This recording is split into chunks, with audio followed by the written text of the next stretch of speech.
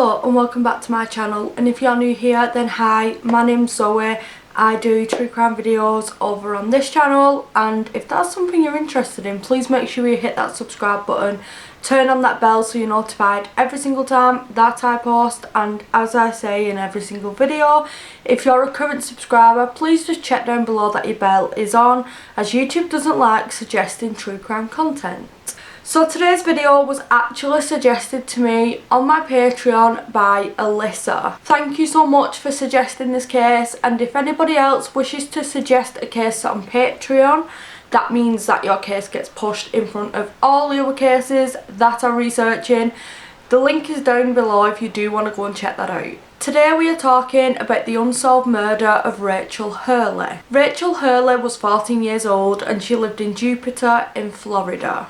Their family was a typical working class family, and her father even worked for the local school as a teacher. Rachel was their youngest daughter and she attended Jupiter Middle School, and she was very interested in sports. She was popular, she had lots of friends, and her favourite place to go was the beach. On the 17th of March 1990, Rachel was with her friends on a boat near Dubis Park in Jupiter. It was St Patrick's Day, so they were just hanging out and having some fun. When it got to about 2:45 p.m, Rachel started to get a little bit worried about the time. She thought she was going to end up in trouble with her mother because she had promised to meet her mother at Curling Park at around 3 p.m. Curling Park was about a mile away from where she was with her friends. She really didn't want to be late, and she really didn't want to let her mother down, so the boys docked up the boat so she could get off. She picked up her hairbrush and her towel and she just left and headed for Curling Park. Two of her friends were following along with her and they needed to stop for the bathroom, so they asked her to stop. But Rachel just carried on running. She was in too much of a rush. She just wanted to get to the park to meet her mother. Because Rachel was running, she was eventually out of the sight of her friends. And unfortunately, this would be the last time that anybody would see Rachel alive. When Rachel's mother, Andrea, reached Curling Park and she didn't see Rachel there, she got very worried and concerned. This wasn't like Rachel, and she thought maybe there was a miscommunication or plans had changed. Maybe Rachel wanted to be picked up from the beach, or maybe she had just gone home. So she drove to the beach where Rachel was with her friends, but she couldn't find Rachel. She then decided to go and check the home to see if Rachel had made her own way home, but when she reached there, she wasn't there either. Her mother knew immediately that there was something wrong. Her parents, friends and family went back to the park to search for Rachel. They searched for a total of 5 hours, and authorities were notified at 5 p.m, and they joined the friends and the family in on this search. All her family, friends, people in the neighbourhood were out searching for Rachel. There was over 100 police officers with dogs, in boats, in cars, just trying to find Rachel. The whole community really pulled together on this situation. Despite everybody's search efforts, at 8:15 p.m. that evening, Rachel's body was found in a wooded area near Curling Park. Her body was found partially clothed, and it was later determined that she was sexually assaulted. Rachel had run down the beach and then decided to take a shortcut through the wooded area. What I'll try and do is show you on a map on screen the direction that she took. And it was here, just minutes away from her mother, where she was sexually assaulted and murdered.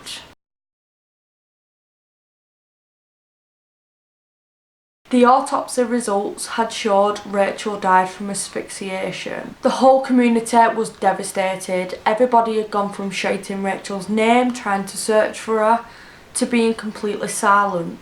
Jupiter was a small town and a very close-knit community, and there was only around 2,800 residents in the area at this time. So the community was really shocked to know that somebody within them could have done this to Rachel. Police immediately started their investigations and were doing everything they could to catch the killer. 4 days after Rachel's murder, the community held a memorial service for her, and this was at the beach, and it was So lovely. It was sad. People cried and people laughed, and there was a big love heart on the beach. People were throwing flowers into the sea.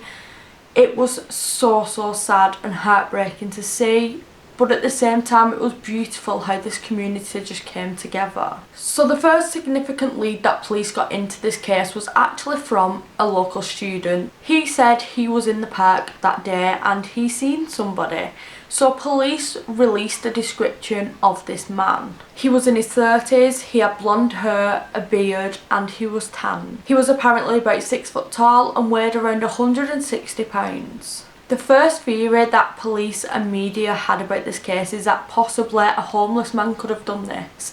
The area where Rachel was killed was notorious for homeless people seeking shelter there and sleeping at the side of the beach. Over 50 homeless people were questioned in relation to Rachel's murder, but no significant information came from these conversations. Many more leads came in, but nothing was significant, and this case just remained unsolved and open. In 2004, investigators started a cold case squad to focus on this case. They themselves have had so many leads but have not managed to make any arrests. They continue to test any DNA as DNA technology advances, but they still haven't had any matches or any information come from that DNA. Many detectives have dedicated their time, heart and souls into this case, and they still do that to this very day. This case has been one of the most publicised cases in Florida,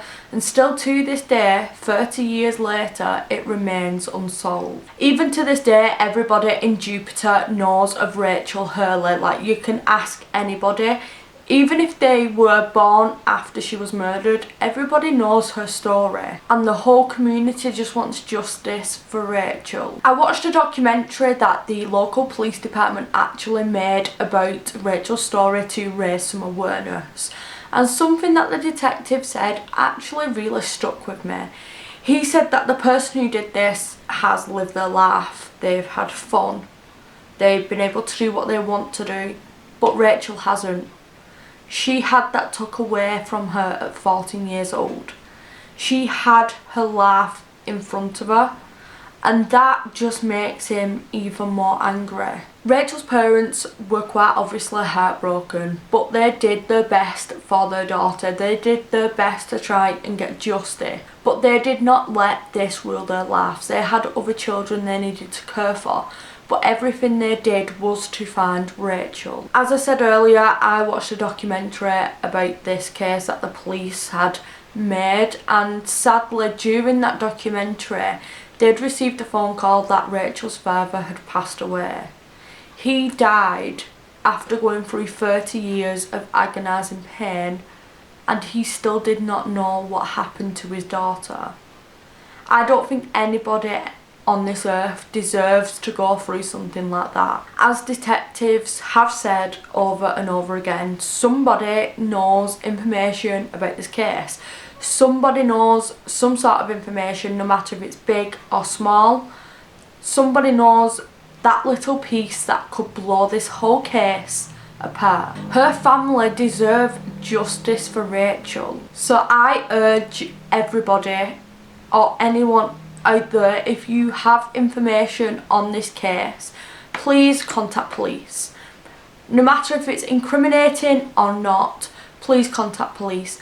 Nobody deserved to go through what this 14-year-old girl went through, and her family and friends and the community. They all deserve some sort of justice, answers and closure.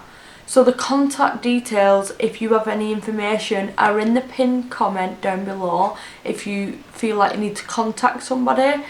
If you do know anything, please do. Like I said, anything, no matter how big or small, can blow this case wide up. I will link the documentary that the police department did this year, and they also have a podcast on this case as well, and they'll both be linked down below. I just want to say, the police department in this past 30 years on this case and how they dealt with it initially have been amazing. Unfortunately, not every case I read about has brilliant police work, and they really should have brilliant police work because this is serious. This is a serious thing. A 14-year-old girl was murdered, and there's so many other children who's murdered out there, and they just don't get that. They just don't get the care from police like this girl's case did. They did really well, and they're still working hard every single day. So if you could support them, maybe by sharing their documentary or their podcast, get Rachel's story out there, that would be amazing. So that's it for this video. Sorry it was a bit of a short one. There isn't a lot of information to this. There's not a lot of information online and readily available. I think that's because police are holding some things back, maybe just in case something does come up, they've got that information there. I'm not sure. And plus it was an older case, it's from 30 years ago. So I apologise about it being a shorter one, but usually you guys prefer it when it's a shorter video. So that is all for today's case. If you did enjoy it, please give it a massive thumbs up, hit that subscribe button, and I shall see you in my next true crime video. Bye.